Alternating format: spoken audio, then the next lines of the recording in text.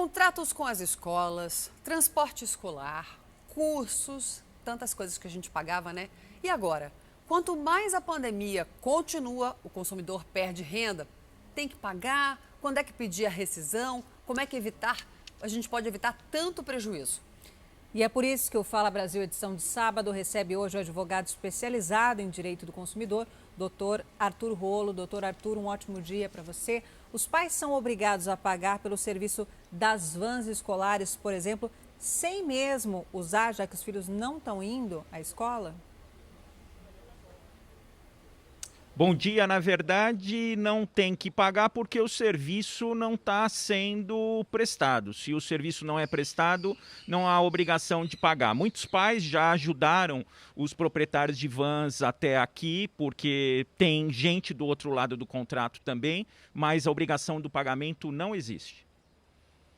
Mais uma pergunta. Vamos lá, essa foi enviada por uma telespectadora. Nesse período de pandemia, as crianças não estão indo para escolas, não é? Como é que ficam aqueles outros contratos?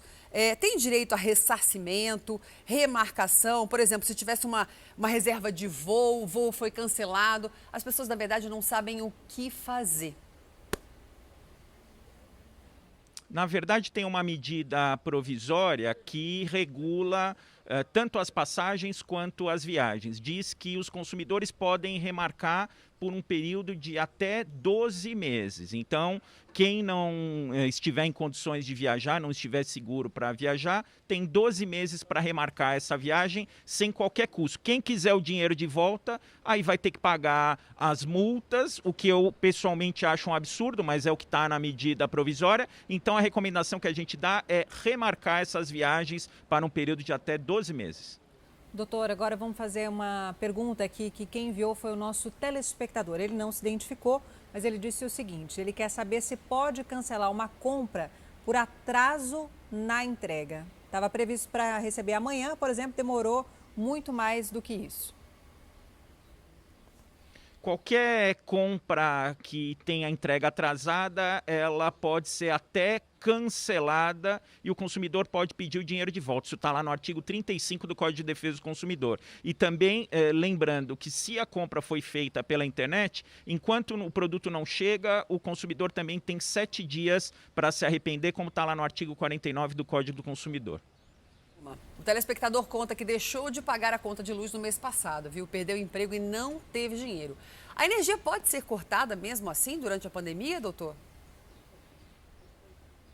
Tem uma resolução da ANEEL que diz que não pode haver o corte do fornecimento de energia até o dia 31 de julho. Agora, precisa ficar atento que depois do dia 31 de julho, a energia pode ser cortada. E se o consumidor deixar acumular muitas contas, ele vai ter que pagar depois de 31 de julho sob pena de corte. Mas até 31 de julho não é possível o corte do fornecimento de energia.